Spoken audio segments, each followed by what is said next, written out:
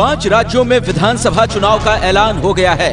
MP, Rajasthan, Chhattisgarh में किसकी हवा चल रही है? एबीपी न्यूज ने सी वोटर के साथ ओपिनियन पोल किया है। ये सर्वे 1 सितंबर से 30 सितंबर के बीच किया गया है। तीनों राज्यों में सभी विधानसभा सीटों पर 26,196 लोगों से बात करके ये सर्वे किया गया।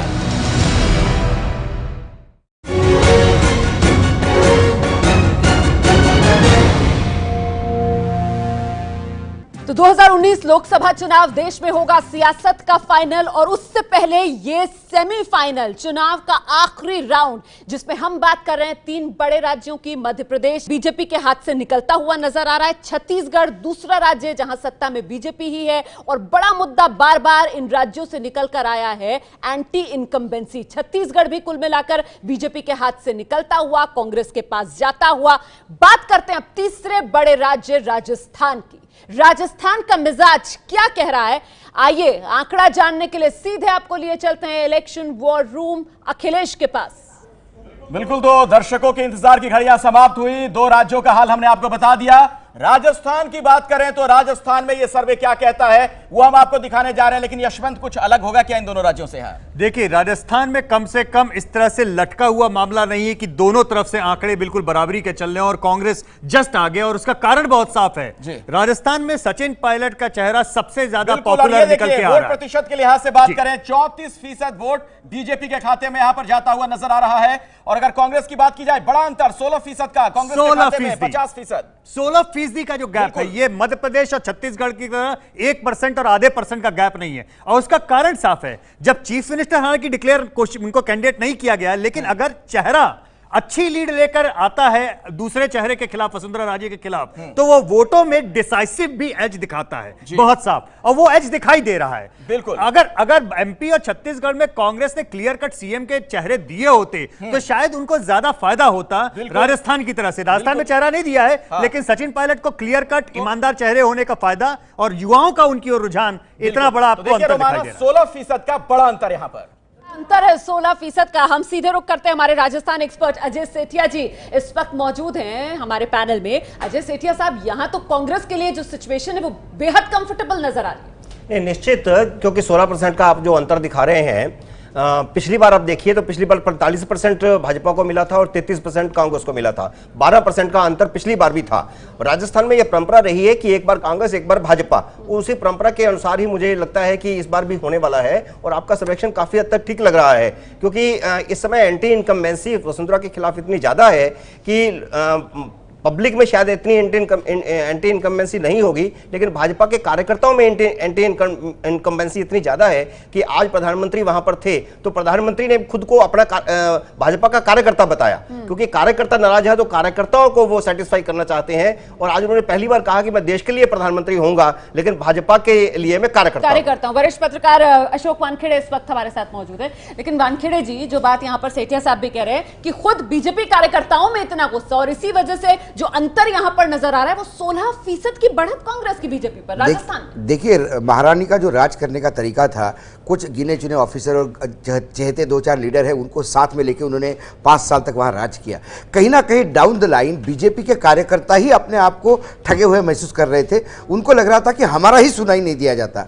उसके बाद सवर्णों की एक अलग लड़ाई है, वहां पे रिजर्वेशन को लेके गुज्जर और बाकी जो कम्युनिटी है उनका सेटिस्फेक्शन नहीं हुआ। मेरा कर्नल बैसला से अभी 15 दिन पहले जयपुर में मेरी बात हुई। उन्होंने कहा कि हमको पूरे 4 साल तक लॉलीपॉप देते रहे कि हम आपके लिए ये करेंगे वो करेंगे, बस मीटिंग होती है उसके बाद कोई अधिकारी या मंत्री फोन नहीं उठाता।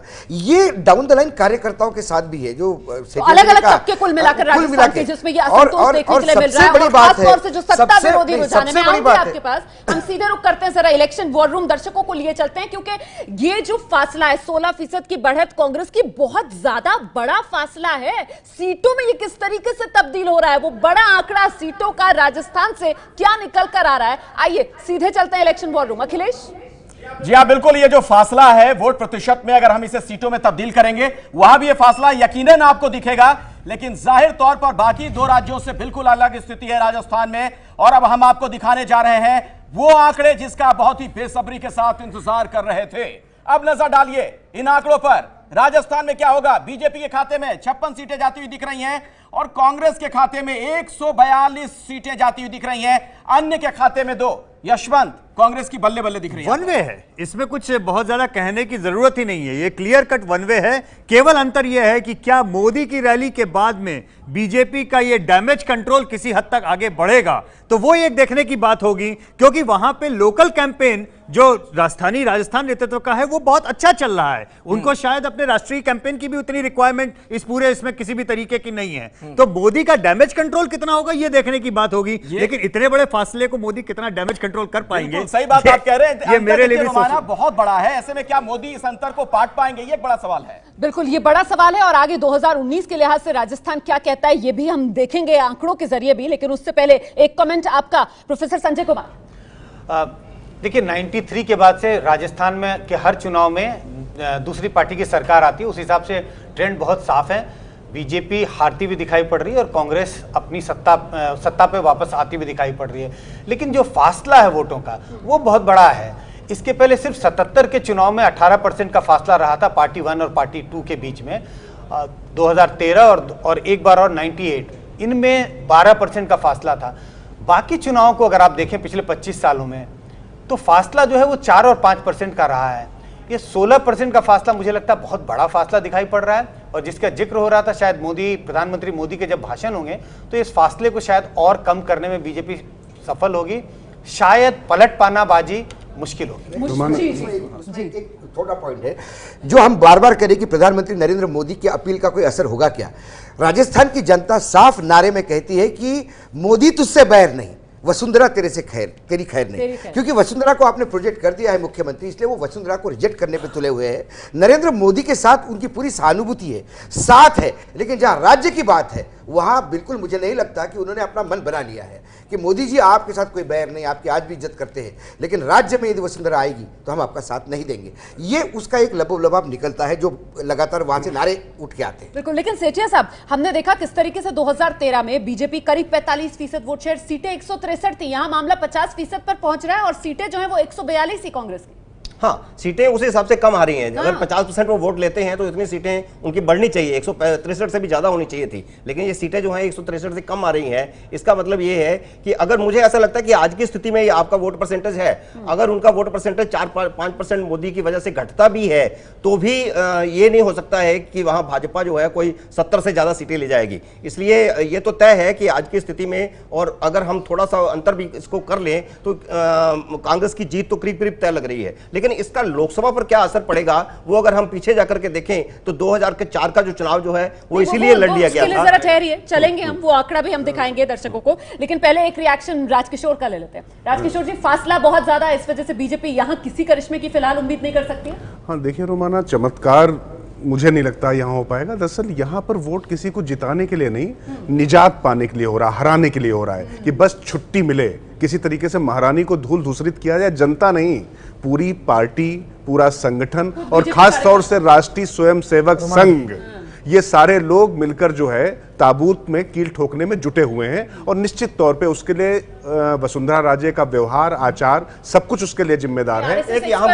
डॉक्टर सौरभ मालवीय, एक मिनट, डॉक्टर सौरभ मालवीय से एक कमेंट ले लेते हैं क्योंकि वो आरएसएस एक्सपर्ट भी हैं। भाई ताकत तो आरएसएस ही संगठन के तौर पर देता है ना, और अगर संगठन ही हराने के लिए जुट जाए, आरएसएस ही हराने के लिए उतर आए जमीन पर, फिर कौन बचाए उसे? ये चुनाव आरएसएस का विषय नहीं है, लेकिन रुमाना जी आज का ये कहना छोड़ दीजिए सौरभ जी कि चुनाव आरएसएस का विषय नहीं है, प्लीज। बाकी आप बोलिए। इसमें तक बीजेपी का वर्क किए हैं, आपको मालूम है और आप जानते हैं इस बात को, लेकिन ये बहुत ही आज पहले दिन बहुत जल्दीबाजी की बात हो रही है और चुनाव की घोषणा होने के साथ ही पहली बार आज इस पर बात भी हो रही है। मुझे ऐसा लगता है कि एक बहुत जल्दीबाजी की बात है, एक बात। दूसरी बात कि जिन राज्यों में भाजपा को चुनाव लड़ना है तो एक खास करके एक व्यक्ति के वास्ते चुनाव नहीं है, वो संगठन चुनाव लड़ता है, तो संगठन किस तरह से काम करेगा। आप ये केवल बताते रहें कि इनको हटाने की बात है और मोदी की अपील को मानने की बात है। मुझे ऐसा लगता है कि पार्टी का एक संगठन का सिस्टम होता है और चुनाव के नाते वो काम करते हैं। ये बहुत जल्दीबाजी है। अभी हम मोदी फैक्टर पर आ जाते हैं, और जब बात मोदी फैक्टर की तो राजस्थान में मूड बदलेगा या फिर वैसा ही बना रहेगा 2019 के लिहाज से? क्या कहते हैं आंकड़े, जानने के लिए एक बार फिर रुक करेंगे इलेक्शन वॉर रूम का। अखिलेश के पास चलते हैं। अखिलेश, बिल्कुल, देखिए विधानसभा चुनाव के लिहाज से हमने दिखाया फासला बहुत बड़ा है बीजेपी कांग्रेस का, और राजकिशोर जैसा कि कह भी रहे थे कि उन्हें चमत्कार की उम्मीद नहीं है। लेकिन जब हम लोकसभा चुनाव के लिहाज से बात करते हैं, लोगों से उनकी प्रतिक्रिया लेते हैं, राय जानते हैं, तो फिर क्या कहते हैं नतीजे, उस पर गौर कीजिए। यहां पर फिर वोट प्रतिशत क्या नजर आता है। यहां बीजेपी के खाते में 47% वोट जाता हुआ दिखता है, कांग्रेस के खाते में 43%, अन्य के खाते में 10%। यशवंत फिर भी 4% पीछे। ये 4% की बात नहीं है, समझने की बात यह है जो डॉक्टर संजय जिस ओर इशारा कर रहे थे, -18 से +4 यानी 22% का स्विंग मोदी के लिए कवर हो रहा है। ये 22%, आप इस आंकड़े का मतलब समझते हैं? जो राजस्थान में जिस नारे की बात कर रहे हैं कि सीएम के लिए कि सीएम तेरी खैर नहीं लेकिन मोदी तुझसे बैर नहीं, ये 22% का कवरेज मोदी को देना, ये केवल उस नारे को पुख्ता करता हुआ दिख रहा है। अच्छा। तो आप ये समझ के चलिए कि मेरे ख्याल से इतना बड़ा स्प्लिट वर्डिक्ट 67 के चुनाव के बाद में तो कम से कम मुझे नहीं याद पड़ता हमने कभी देखा हो। 67 के चुनाव में इंदिरा जी हारी थी राज्य के चुनाव लाइन से और लोकसभा में मैसिव मैंडेट लेके आई थी। मुझे लगता है कि काफी हद तक उसी तरीके का ये स्प्लिट वर्डिक्ट इस बार के चुनाव में मुझे दिखाई दे रहा है। एक बात साफ नजर आ रही है कि विधानसभा चुनाव और लोकसभा चुनाव के लिहाज से नतीजे बिल्कुल अलग हो जाए। बिल्कुल, वो लकीर तो बिल्कुल साफ तौर पर नजर आ रही है। और एक बात और जो बार बार उभर कर आ रही है, रेखांकित हो रही है, अशोक वानखेड़े साहब, कहां पड़े हो चक्कर में, मोदी के टक्कर में कोई नहीं।